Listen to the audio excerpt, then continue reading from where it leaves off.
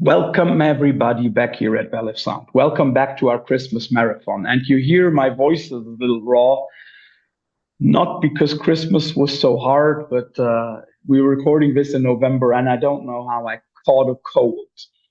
But as we have somebody here on the show who has a plethora of things to say, maybe I can rest my voice a little bit. So I'm very, very happy to have Wino here on the show. So, Scott, thanks for joining. You're welcome. Scott and I already talked about it. The first thing, of course, that we normally do here on the show is the pluck of the day. He has thought of something. I have thought of something. I want to come up with, to me, at the moment, the last 10 years, the best German alternative hardcore band, Neurot, who just released a new track today from their upcoming record. Once again, a very political statement, and I just simply love it.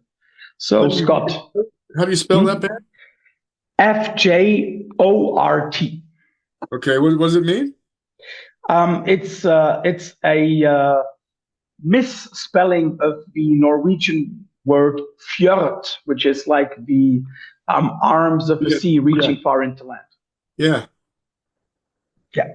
So, Scott, your pluck of the day. End of age. Mm-hmm. And can you say why? What do you like about them? It's cool. I got cool vocal harmonies. I think it's really interesting songs. Yeah. So Scott gave me a list of, I think, like 10 or 12 records that shaped his musical journey, let's put it like that. And the first thing that struck me, Scott, was, did you grow up in the wrong city? Because a lot of the records that you have are Fillmore live recordings. And it just so happens that a couple of my favorite records were recorded at the Fillmore East. Yeah. Band of Gypsies, Jimi Hendrix, Band of Gypsies, the first night. I know that, that's all was out for a while. Now they've released both nights. But the first night was the magic one. Of course, that's been the one that's been out for a while. I mean, nothing like it. I mean, just the magic of the way they played that night, because the next night, it wasn't as cool to me. I don't think they played faster. I think the second night there might have been some drugs involved. They're playing like real fast and kind of like a little bit janglier, but the first night, man, the main release, unbelievable. I mean, to this day. Hendrix. Yeah. And of course, Humble Pie, rocking the Fillmore, like Humble Pie with they still had fucking the guitar player that he went on to do Peter Frampton. Yeah. Because Humble Pie with Peter Frampton on that record, live at the Fillmore, it's also called Performance, because that's what it is. Performance is unbelievable. And see, that's what a lot of these days, with all the modern recording techniques and stuff, initial performance is something that sometimes might, not matter as much to people anymore. But I think the performance, rocking the Fillmore, what a fucking great record, I mean, that would definitely be one I would take on my desert island, top 5 of the desert island, Mm-hmm. You've already mentioned it, that, being on stage. Is being on stage for you the essence of rock and roll?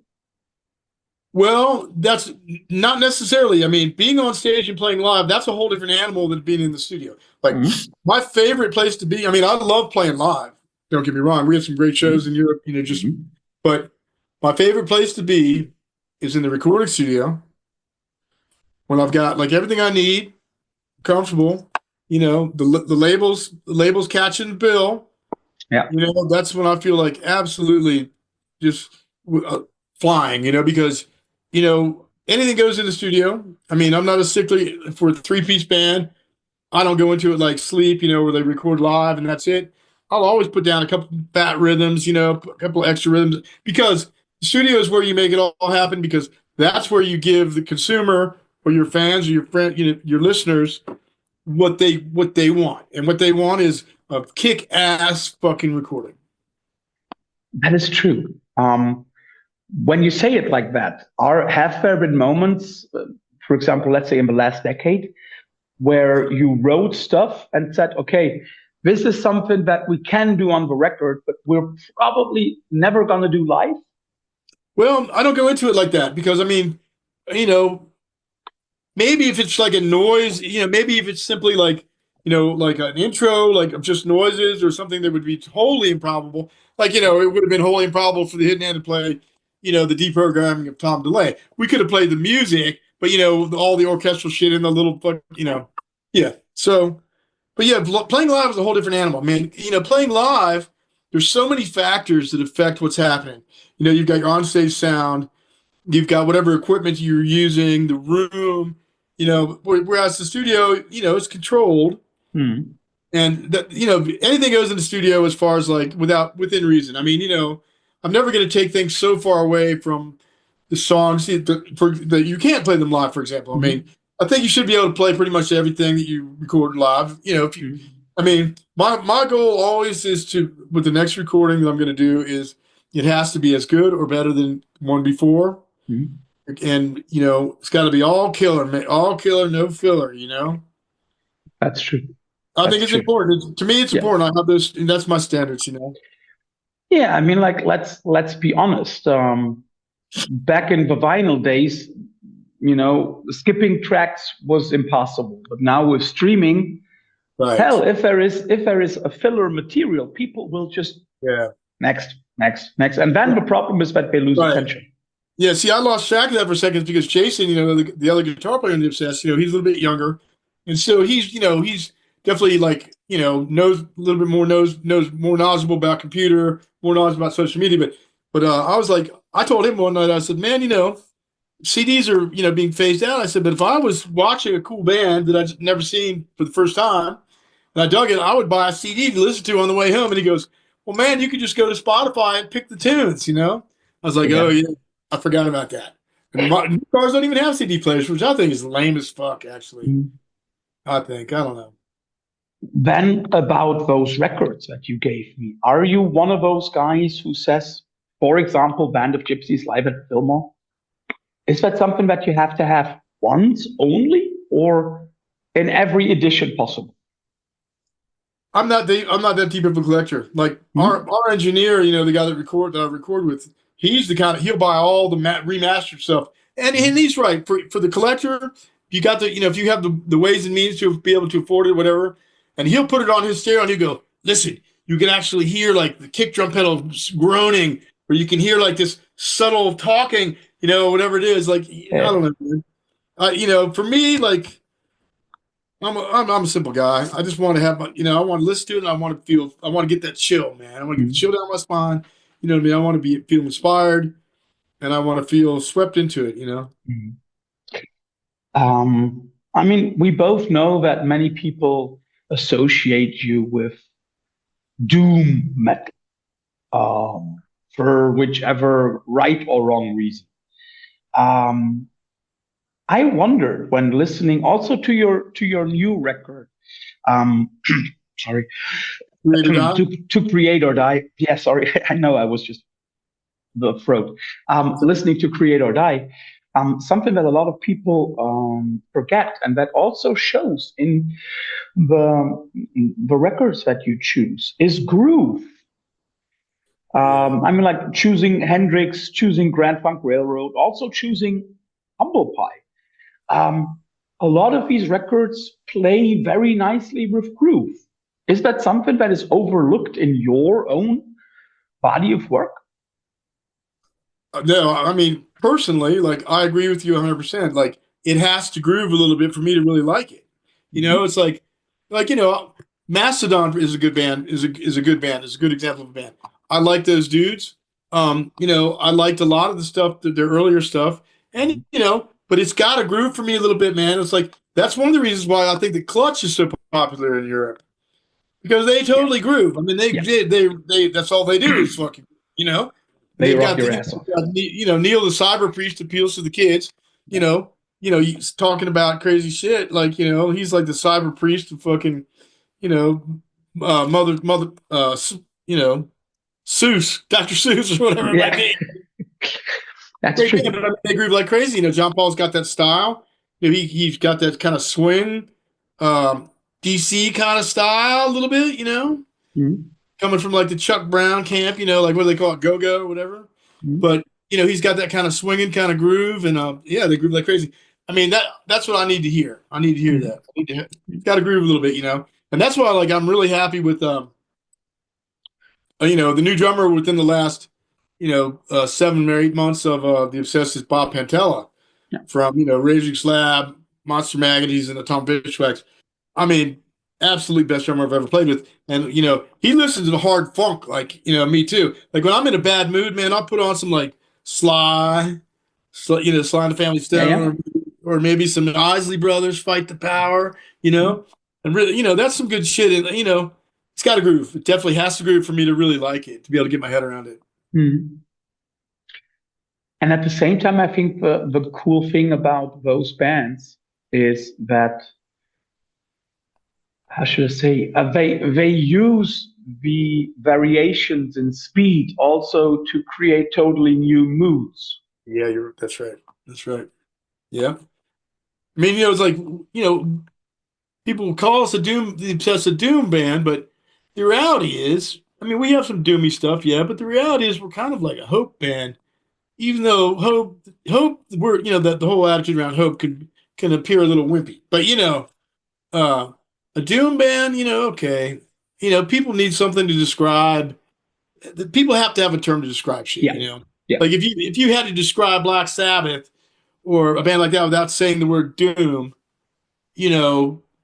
I could, but you know what I mean. But you know what I mean. It's challenging. Yeah, it's good that you choose Sabbath, or that you just mentioned it. You chose Masters of Reality. Right. I mean, like we would probably. That's a hard fucking question, if somebody would ask me what's my favorite Sabbath record, and they have before, that's a hard one. I would say Master Reality because, that's when I saw them live. I saw them live in between Master Reality and we might even, I'm not sure if we had Volume 4 then, but right around that time, man, it's like, when on my 13th birthday, my father took me and the original bass player of the Obsessed to see Black Sabbath and Edgar Winter's White Trash with all the horns and with Rick Derringer playing guitar. And that was mind-blowing. I mean, obviously, that was my third concert. And even though I knew the songs and knew Sabbath, I mean, I was completely floored, completely floored in every way. Like, I just thought that for sure that the concert would end because I thought they were going to break their instruments, the ferocious they were playing. To my young, inexperienced eyes and ears, I mean, I thought for sure they would stop the show. There's no way the geezer could play like that without breaking a string. There's no way Ward wouldn't smash a head. So yeah. You've just mentioned your father. Was he a source for musical things? Was he somebody that introduced you to music? Not that much, but he was but he was cool. As a matter of fact, I wrote a song for him that's on Create or Die. That song, Never Said Goodbye, is for him, dedicated to him. I mean, he's passed when I was on tour with St. Vitus, some years ago. But he wasn't not as much bringing any music to the table, but he did. He saw my vision, and he helped me support my dream, It's cool. Yeah, that's cool. So did he then also like the stuff that you wrote and recorded? Well, I don't think he really cared too much to really dig too deep into it. My mother kind of fought me when she kind of fought me on it for a while. She kept her mantra always was, "You got to play something that people want to hear to make money." You know what I mean? Yeah. And I told her, I said, I think that people want to hear my stuff. And I say, it's smaller, but it's growing, and I'm just going to keep with it because I believe in the power of my songs, And now that she's older, we see more eye to eye about stuff, Does she maybe see that something that you, at least to me, were always a guidelight to, was authenticity? I've never heard a Wino record or The Obsessed or Spirit Caravan where I would say, okay, he's just pretending. That was never something that you did. Is that something that your mother maybe nowadays understands more? That she understands authenticity? that from other people telling her that, she'll go to the family reunion and there'll be one dude, somebody there that's a fan, and it told her straight up that, what she likes to quote is somebody at a family reunion or something. One of my distant family members said to her, uh, uh, he never sold out, Mm-hmm. And that's funny because that's what she always told me to do in the beginning, Mm-hmm. So I think it's starting to hit home. She realizes that a lot of the stuff I talk about, just about life in general or philosophy, she realizes now that I'm not like as crazy, I think, as she thought I was, or as non mainstream, But Mm-hmm. I know that I'm glad. I mean, at a very very early age, when I was behaving badly to them, but I just wanted to be free to me. But when I had to go to the school a psychologist, whoever, and he said that I was a member of the counterculture, and I fucking embraced that shit to this day. Yeah. Come on, I Yeah. embrace it to this day. Um, we've just spoken about Masters of Reality, but you also chose um, a record by the band Masters of Reality. Oh yeah. Masters of Reality, of course, very, very often also associated with that desert rock scene, Right. the Palm Springs scene. Right, because Goss produced, because Goss engineered and produced the first couple Goss records. Yeah. Was that a scene that you were into, that you dug, that maybe you still like? Yeah, I mean, for sure. Like, we played at a couple of Generated parties, the early version of Obsessed with Scott Reeder, because Scott Reeder was from that area, and so was Nick Oliveri from Caius. Yeah. I'm still Nick's one of my best friends still. But we played a couple of those Generated parties out there, and that's where, of course, the Desert Fest gets its name. I like to say, I don't see no fucking desert, I don't see no fucking, but that's okay. I get it. But I know what you mean. I wanted to say something though about that. So the desert scene, how did that? Yeah. Caius pioneered that shit. Caius was the band. Was that band from that area? Yeah. That they made waves. They made waves out in that area, and people would put on these parties, which out in the middle of nowhere, just no place to put on a party. Let's go out in the desert with a fucking gasoline powered generator, build a little stage, portable stage, and there we go. Or maybe play in the back of a truck. I think that they started that. Pretty much. Well, yeah. I mean, like basically, technically, I think the first band to do it was Yawning Man, but Yawning Man. Okay, a good example. Like all those dudes are all together. Like Mario Lally from Yawning Man. He was also in Across the River, and he was in. His brother. I mean, the drummer for Across the River was the first drummer in Queens of the Stone Age, and Brant Bjork, of course, Musical Chairs, first drummer in Caius. Now he plays the guitar.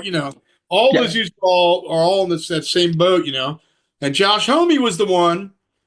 Well, some of those dudes are from, like Nick's from one side of the tracks, and some of those dudes are from the other side of the tracks. So some of these dudes never really had to worry about anything.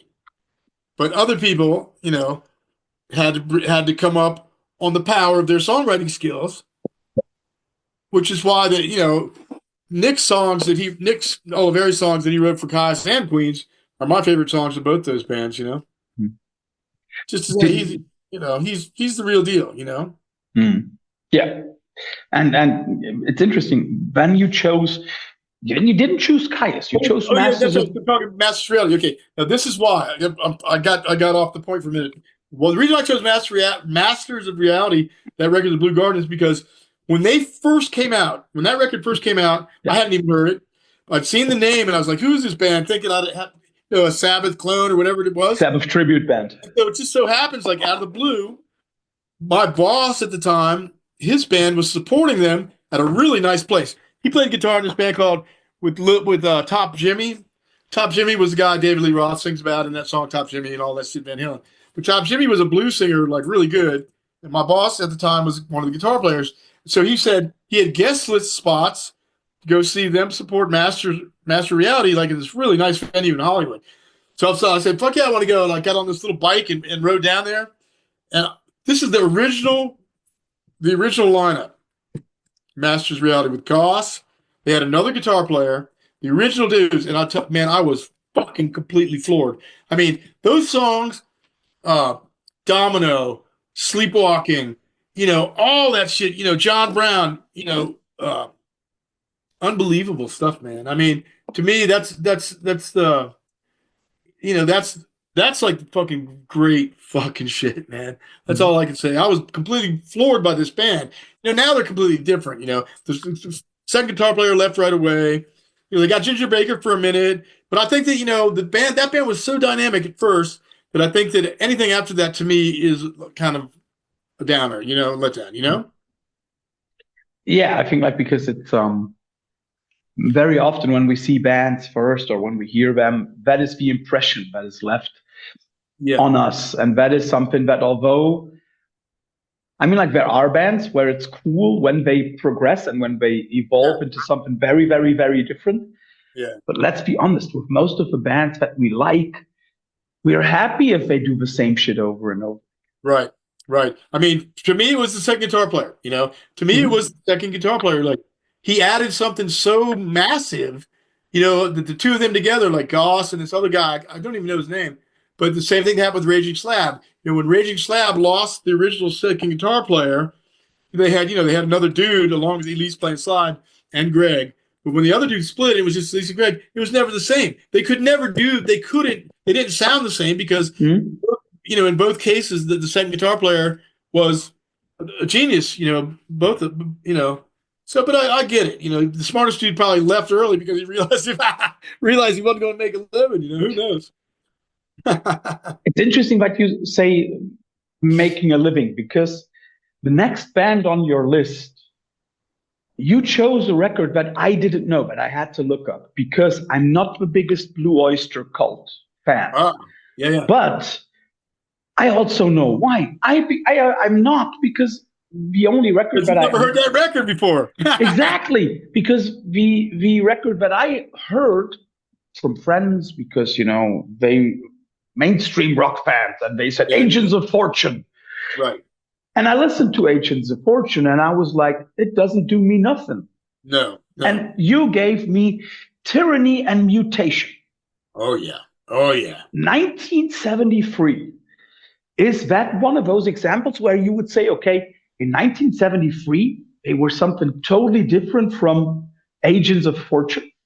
Oh my God, yes. They went so pop, it's pathetic. The last thing they recorded that I even liked was the live record. So it's like they did the first record, self-titled, that had that song Stairway to the Stars. That had it hit Cities on Flame. Mm-hmm. Cities on Flame with Rock and Roll, the first record. Tyranny Invitation was the second record. Third record was Secret Treaties, right? Mm-hmm. And the fourth record was On Your Feet or On Your Knees, the live record. Mm-hmm. I didn't like anything they did after that except Don't Fear the Reaper's okay. Yeah, but it's played to death. Yeah, it's okay. But it's interesting. Whenever I get through the first 30 seconds of it, then I'm like, okay, it has a groove. I like it. Yeah, I know what you mean. It's really, the production is a little thin. Like, that's one thing that record lacks. That record production is a little bass light, But one record that I forgot to mention that I totally bumped out of my head that would have made it on there probably over something else was Nazareth. Razzmanazz. Okay. Because I saw them supporting Razzmanazz and they were supporting Blue Oyster Cult on Secret Treaties tour very, very early in my youth. And that's another made a really big impression, Yeah. Because when Tyranny and Mutation came out, you were 12. I was born in 60, so I was 13. Okay, so but they got it wrong in Wiki. They got it wrong. Okay, cool. First of all, cool. Thanks to know. So was that also for you the time when you were most easy to impress, and not impress in a bad way? I remember when I was 13. I know exactly what you're talking about, and yes, absolutely. I mean, those were the what do they call them, the deformative years. Deformative. Yeah, formative or deformative. Yeah, right. Okay, yeah. And a good example of that is at that very show when I saw Nazareth supporting Blue Oyster Cult. I was very young, and my neighbor, this older lady or older girl, she was 7 years my senior. Well, she tutored me in math. Well, supposedly tutored me in math. But she also had Yeah, I like that laugh. But she also could drive. So she brought me to that show. So, and here's what happened at that show. Some dude in the crowd, I remember this. Okay, I remember this from '73, right? Some dude in the crowd walked by me, and he had on, a green drab army hat, Mm-hmm. but no insignia, no nothing. And he had written on it in pen himself, ZZ Top. And I saw that, Okay. and I was like, who the fuck is ZZ Top? Didn't that name wasn't even mainstream, or nobody who knew who that was then. And then, of course, Tres Hombres came out soon after that, but I'd still never heard the first two until I started, I dated this girl from Texas whose older brother turned me on to the first two, first album and Rio Grande Mud. But man, that's so impressionable I was. I can still remember that to this day, Yeah. And because a lot of the records that you named were released between 70 and 74, 75. Yep. I think the next one is also an example, and that was Mahavishnu Orchestra, Birds of Fire. I like that choice a lot, and I'll also explain why. It is, first of all, an awesome record, and second of all, it gave me reason for a question. Mahavishnu Orchestra, as important as they are, I think they were always a little overlooked. Yeah.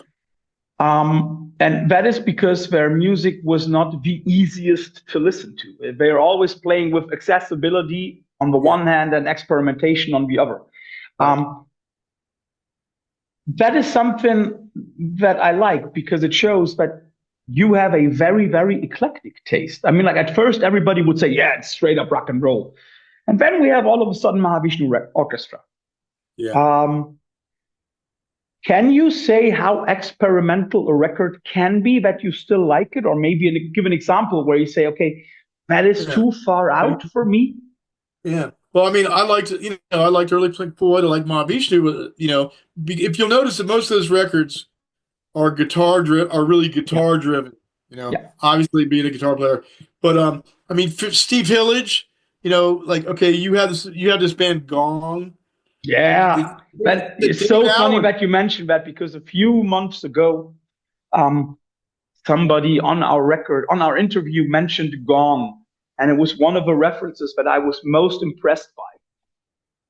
What was it? Do you remember? Which interview? No, what record? No, he was generally talking about Gong. Yeah. But I couldn't tell you which record it is.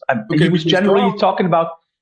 I know it was the interview that I did with Eugene Robinson and Steve and who were in Whipping Boy, and Steve mentioned that he discovered Gong lately. Yeah. And he said, shit, I have to do so much listening because they have a body of work which is too big to believe.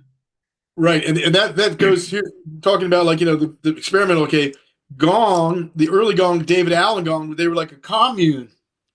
And they had some really interesting, going on with with violin and with female vocals and all kinds of crazy shit. But the drummer was Pierre Morlin, okay, French guy. Keep that in mind, right? So when the David Allen Gong, their guitar player was Steve Hillage. So Steve Hillage branched out onto his solo stuff and did an album called Fish Rising.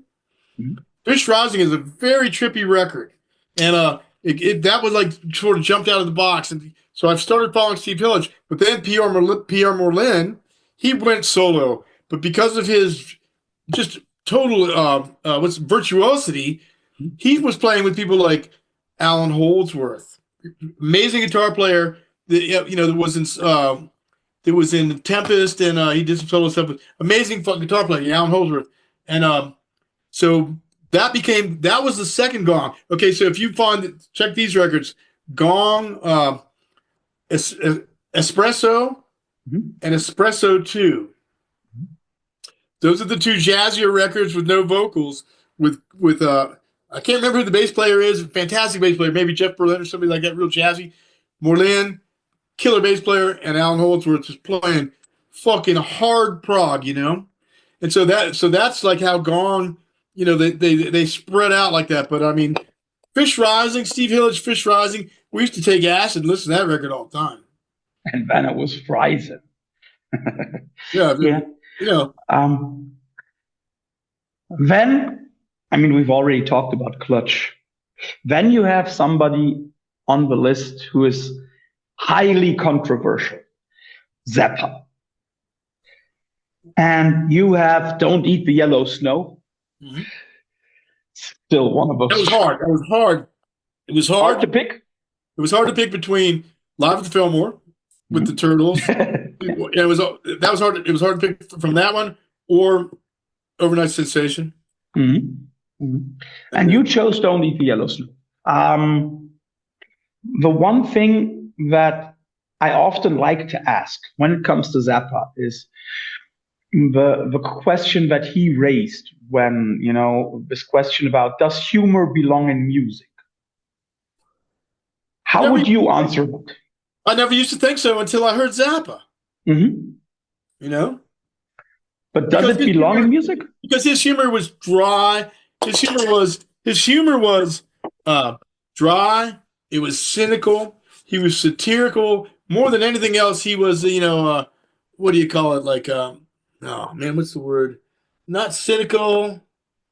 Sarcastic. That's it. He was sarcastic because he was very smart and he really understood the machine of the industry, as you would put it, And when Ahmet Erdogan from Atlantic said no commercial potential at first, Zappa never forgot that until finally,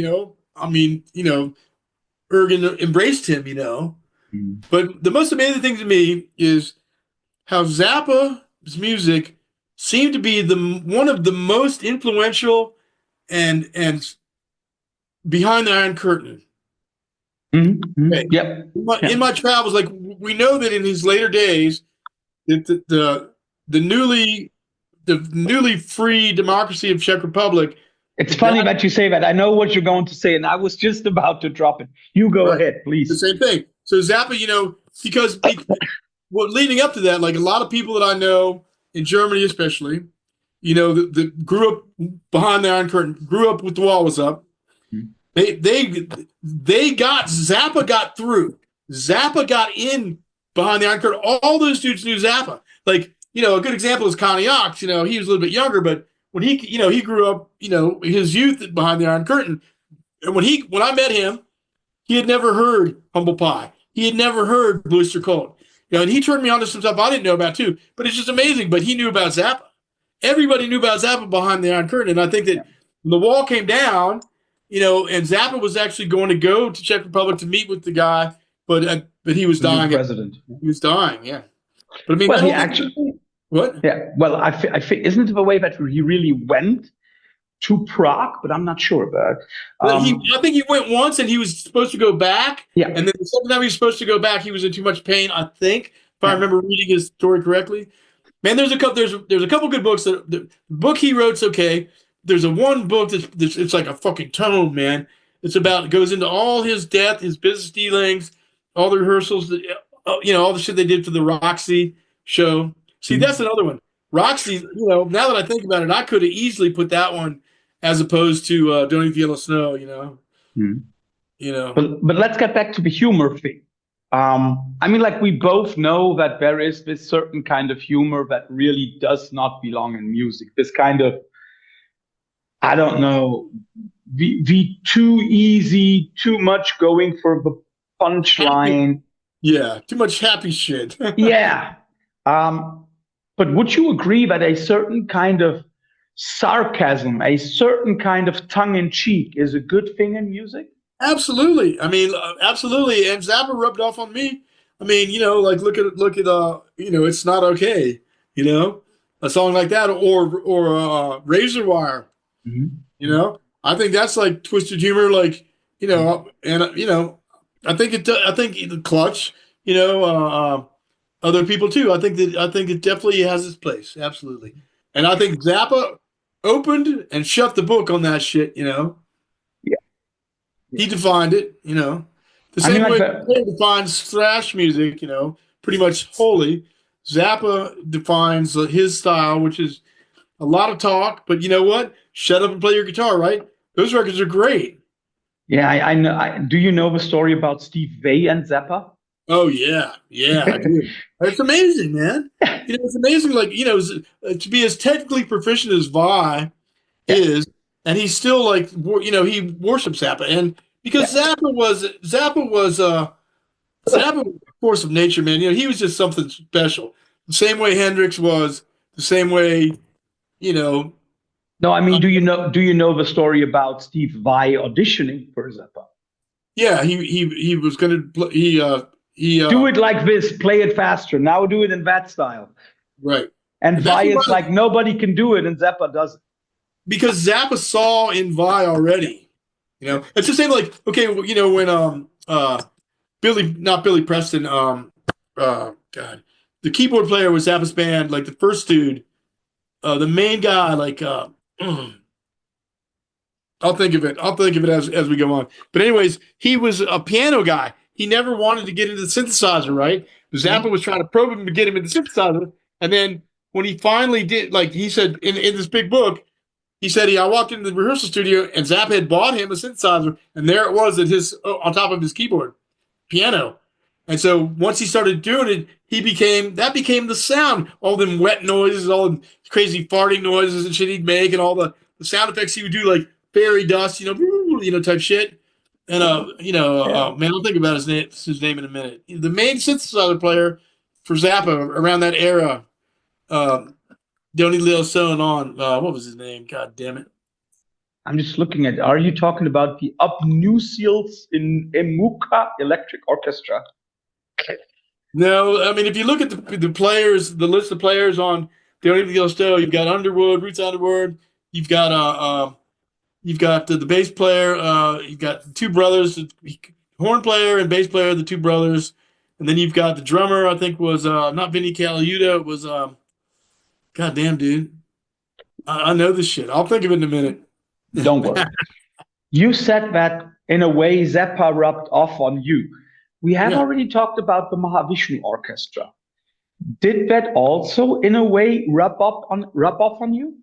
Absolutely. I mean, the way McLaughlin played guitar, the way Cobham played drums, and then later on, Neurot Michael Walden, the way, Jan Hammer. Dude, Jan Hammer, as a synthesizer keyboard player, is one of the fucking best in the business. I mean, Jan Hammer started if I'm not mistaken, in Focus, that Dutch band Focus, right? Then he went on to play in the Mahavishnu. No, I'm sorry. That was Steve Schindler. My bad. But Jan Hammer went on. He started Mahavishnu, and then he went on to play Miami Vice score and all that kind of shit. Yeah. Jan Hammer and with Jeff Beck too. Played with Jeff Beck. But Jan Hammer was amazing. Like on some of what they call the Lost record, Mahavishnu record, the Trident sessions. There's a middle part there where they would always jam. Jerry Goodman playing violin would take 8 bars of solo. Jan Hammer would take 8 bars of solo. McLaughlin would take and then they go around, And a lot of Jan Hammer's Mahavishnu Orchestra was the cream of the crop of virtuoso musicians. I think personality issues hampered them because their egos got in the way because volume and the production is a little bit thin sometimes. I think it was hit or miss with them live, Mm-hmm. But yeah, rubbed it off me like crazy. I mean, I love that shit the way he plays guitar, and I love the way Zappa plays guitar. Like, Zappa once said that he plays guitar like painting pictures in the air, like his solos, and he also said he likes the bass player that lets him know what key he's in, like hitting the root a lot, and that makes sense to me because he's not so technical. I mean, Zappa would say like, oh, I don't rehearse that much, or he doesn't play that much by himself, but when he did play, he was really sculpting. Yeah. And the guy could definitely play. I mean, like it's very understating. His phrasing is weird. It's like I think my style is part Zappa, part Mahavishnu, part Ross the Boss. A little bit of Johnny Winter. Like all my influences. You are what you eat. Yeah. You've just mentioned Johnny Winter, and that was the moment when I thought, okay, that is something that I understand. Right. Because in my mind, when I asked you to give me a list, I thought like, okay, he's going to give me stuff like Waylon Jennings, Johnny Cash, Townes Van Zandt. None of that is on the list, but Johnny Winter. That to me is like the only connection to what I thought you would give me. Johnny Winter, what is it about Johnny Winter that you like? Well, I will say this. Rick Derringer, okay. Rick Derringer was a guitar player in Winter's bands. You know, he was in Johnny Winter Live, and the first one with Bobby Caldwell playing drums. And Bobby Caldwell, of course, went on to be in Captain Beyond. And you know, so that's a whole nother blossoming thing with, like, that label Capricorn, whatever. But anyways, Johnny Winter, most of the songs that I like from Johnny Winter were written by Rick Derringer. They had a publishing agreement where Johnny would cover a lot of Rick's songs. Rick Derringer wrote Rock and Roll Hoochie Coo. Rick Derringer wrote Still Alive and Well. And so the record I gave you is Still Alive and Well, Winter's version. Because, man, god damn, you listen to that song, okay, it's just three people. It's Winter, Bobby Caldwell, and Randy Joe Hobbs on bass. That's it. Listen to that song as a three-piece. How much the bass fills in. I mean, it's unbelievable. I get chills when I think about that song. And then there's another great song on that record that Johnny wrote called All Tore Down, about, being fucked up from drunk and shit. And those two songs right there, Still Alive and Well, All Tore Down. I don't give a fuck what's on the rest of the record, man. Those two songs, they epitomize it for me,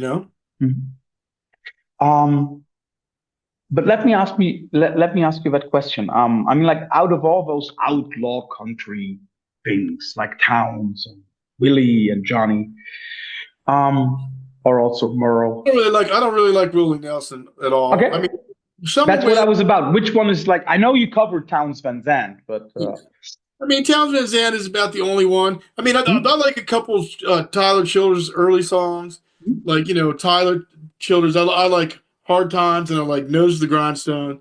I don't like every Townes song at all. I mean, I like my favorites are the ones I covered. I like fucking Nothing. I like, Rake to an extent. I mean, I like my version of Rake better than, Beasley's version, but he's really stuck to the clinical version there on the second Townes tribute record. But it's like I had to fight for on the tribute record that I did with Scott Kelly and Steve Montel, the Townes tribute. I mean, they left one of my songs off of the vinyl. I forget which one it was, but I mean, I will tell you this right now. A song for Townes Van Zandt, his song is called A Song For ... That's it. A song for, like, that song is one of the heaviest songs ever written. And someday I'm going to cover that electric, man. Okay. Yeah. That sounds like a good plan. And the last record that I would like to talk about on your list is The Beatles, White Album. Right. That was hard too, because I'm a huge Beatles fan, but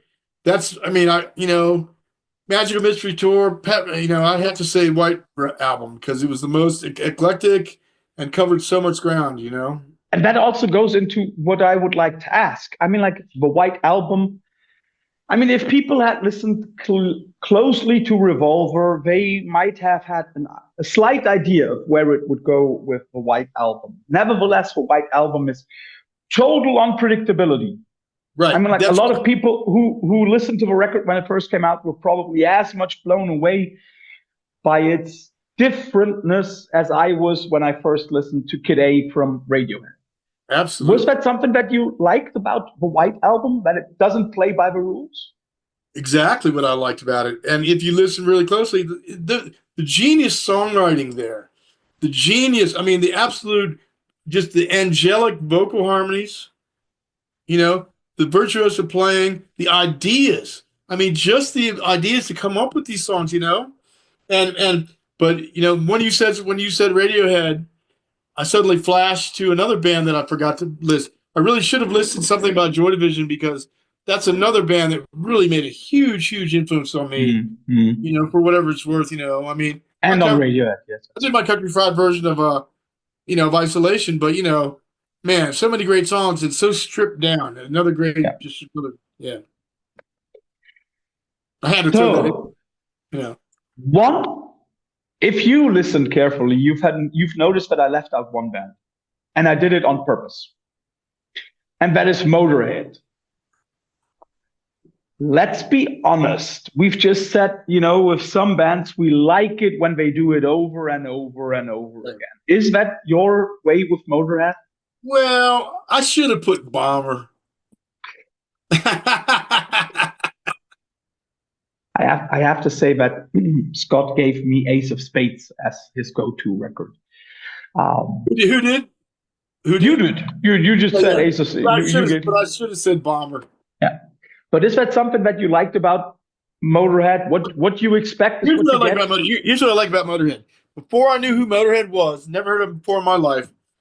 I was at the mall and I was pretty young, and I was thumbing through the records, and it was in the M, and I pulled out On Parole, and on the cover of the American version of On Parole, it's just Lemmy standing there playing his bass. He's got the big Maltese cross on his bass, Yeah. And I was like, wow, look at that motherfucker. I bought that record sight unseen just because of the way he looked. Yeah. And I didn't like anything on the whole record except for that version of Iron Horse, Born to Lose. That slow, bluesy version of Iron Horse. I mean, and I do that version. I cover that song in my acoustic set a lot, almost like every time, almost every time. And there's something about that version, Larry Wallace, I didn't really care for him that much. Didn't really care for any of that shit except for I liked that version, and that was worth it to me to buy that record. Of course, when Motorhead first record came out with Fast Eddie, they covered that song in a weird way. I don't really like that cover, but Motorhead is sort of like St. Vitus. It's more about a feeling. It's a feeling. The music is there. It's raw. It's great. The early shit was great. Filthy's meter kind of came apart there for a while. Mickey D, of course, stepped in. But to be honest with you, I never bought anything after No Sleep Till Hammersmith. Mm-hmm. I mean, after that, it became too much of the same shit. I wasn't the biggest Fast Eddie Clark fan, really, his style or his stuff at all. I think he was pretty limited. And Lemmy to a point, Lemmy was so rich and stuff, but after a certain point, Lemmy just kind of like, to me, I can't listen to any of that Hellraiser shit. My wife likes a lot of that shit, but I can't listen to any of that shit, man. The only song I like from the newer stuff after No Sleep is I like that, man. To me, okay, it's not on Ace of Spades, but it's my favorite Motorhead song. It's that song, Just Because You Got the Power Doesn't Give You the Right. Two guitars, man. Wurzel, honestly, I think Wurzel's a better guitar player than Phil Campbell. I spent some time with Phil Campbell personally, driving around, trying to score speed for him and shit, getting high with him. And he was really jealous of Wurzel, man. That's funny. So, hey, man, colloidal silver. Take some colloidal silver or some dragon's blood liquid. Yeah, I already have enough stuff, but I don't want to let the people see all the medicine that I'm taking right now. Colloidal silver is good, man. Colloidal silver is good. It attacks the bacteria, man. It works for me, Scott, first of all, thanks for all the insight into what shaped you as a musician, as a young person, and what also shaped your music. But of course, nobody leaves the Veil of Sound without having to go through the quickfire round at the end. I've already mentioned it to you in our little pre-recording chat. And so I basically took your list and came up with a few questions coming from that. The first one is Sabbath. I mean, like we all know that Ozzy is Sabbath. Without Ozzy, Sabbath is good, but maybe not Sabbath. But I'll give you two of the other vocalists. I'll give you Ian Gillan and, of course, Dio. Which version of Sabbath without Ozzy do you like more? Ray Gillan. Okay. Can you explain why? Dehumanizer. Okay. No, not Dehumanizer. Ray Gillan was the blonde-haired dude that was singer for. Okay, I didn't stay within your framework. I'm sorry. I would have to say. Dio. Okay. Mm-hmm. Because I like Gillan, and I saw him live with Sabbath, and I just didn't think he was into it. I don't think he was into it, and I don't really like that record that much. And we have talked about the desert rock scene. If you had to choose right now, would you rather listen to a record by Caius or a record by Queens of the Stone Age? Caius. Mm-hmm. Could you say which one? Which one would be your choice right now? Blues for the Red Sun, for sure. Mm-hmm. Yeah. Is that your favorite Caius record? With Oliveri, yeah. Here you see my introduction to Caius was Sky Valley, so that always had a bigger imprint on me. Don't know why. But I can see Blues for Red Sun. That would be my musical choice for sure. And even there was some chicanery that happened around then because our bass player, Scott Reeder, was bass player for The Obsessed, and he defected and went to Caius right around Sky Valley. And so, I have it's a strange things that happen and all this and that, but I would still say Blues for the Red Sun, absolutely. If you had to choose one Queens of the Stone Age record, which one would you choose? First one. Because I love Nick's shit because I love Nick's shit. I mean, the tour they did when Nick was still in the band, when Grohl was playing drums, and they brought out or these songs for the Death record. Is that the one where they brought out the singer that died? That was in Screaming Lanigan. That is I saw that live. That was some of those songs were amazing too. I'm very happy I saw that tour. Yeah, me too. Because that is like super group to the max and good super group. Yeah. One thing I'll say about Josh is Joey Castillo is a great guy and a great drummer too, and really fitted. But Josh can be harsh on people around him. And I've got no problem with Josh at all. I mean, we would get along great, but I mean, the thing with Joey was a little hard to watch, and I don't know, man. I don't know. I guess I'm old school. Loyalty, true. Maybe you are, but that's not a bad thing. No. The Beatles. I'm not going to give you records, but I'm going to give you musicians. Which of the four musicians do you like more? John Lennon or Paul McCartney? John Lennon. Why? Best rhythm guitar player in rock. That's a short answer, yeah. And also one of the best vocals. I mean, McCartney's great too. Yeah. There was a time when I would have said Harrison was my favorite one, but because a couple of Harrison songs are some of my favorite Beatles songs, man, and McCartney sings a couple great ones too. Like my favorite Beatles songs is "Hey Bulldog." So there you go. And being a Zappa fan, I had to give you two alternatives by Zappa. Joe's Garage versus Hot Rats. Hot Rats, hands down. Okay. Hands down. That version of Willie the Pimp, man, with fucking, with John Lupani and fucking, of course, Beefheart, Dude, it doesn't get any better than that. Matter of fact, the very first time I ever took acid, I was at this weird party and I was all, full haircut, weirded out, But I saw a band live at this party that changed my life. So I was all pumped from that, and I went back to my pad and put on Hot Rats, and I, man, yeah. I got one more. Okay. And that is stemming from Hendrix and the Band of Gypsies. But I'm going to be tricky on this one because another one that I thought you might mention would be Dylan. And we all know that Hendrix, Bob Dylan. So, we all know that Hendrix did a cover version of All Along the Watchtower. I'm so tired of hearing that on the radio. God damn. Yeah, but which one do you like more? The Dylan original or the Hendrix version? Neither one, man. I don't like very much Dylan. I like only like 3 or 4 Dylan songs. Mm-hmm. I like Lay, like Don't Think Twice, It's All Right. Mm-hmm. And I used to like Knocking on Heaven's Door. But that is overdone, right? Yeah. But I'd have to say Hendrix. I'd have to say Hendrix's version. Mm-hmm. Yeah. It's looser. It's wild, One last question, which I normally don't do, but in your case, I would like to. You could go all night, man. I dig this. This is my forte right here. This is rock trivia, man.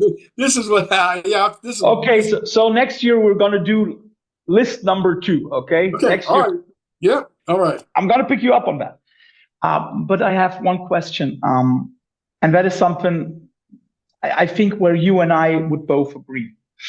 Um, would you say that music got you through life? Yes, absolutely. Absolutely.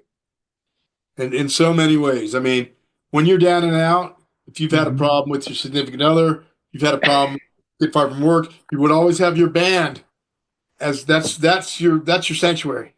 Yeah. To this day, rehearsing and stuff like that, that's therapy, for me. Very important. Yeah. So, and it's also interesting. You're speaking about your significant other. I could speak about my wife. My wife knows exactly what kind of mood I'm in. I'm a teacher, so I'm at home earlier than she is. So I decide the first thing that is being played on the stereo. She hears it. And she hears what kind of mood I'm in. Yeah. That's funny you say that. Because one of my ex-girlfriends, she used to know when I was drunk, because when she was walking back from work, and I'll be playing Pentagram like really loud, because I had a PA system for my stereo. I said, fuck it, we rehearsed there, so I just hooked everything up to the PA. Because she knew that if she came back, because I was going to be in maybe a little bit of a weird mood when she heard Pentagram blasting, Yeah. But that is the magic of music, isn't it? It's the magic of music. It's also the magic of love. I mean, that's just the other. That's obviously, she cares enough to fucking, to know that. That's great.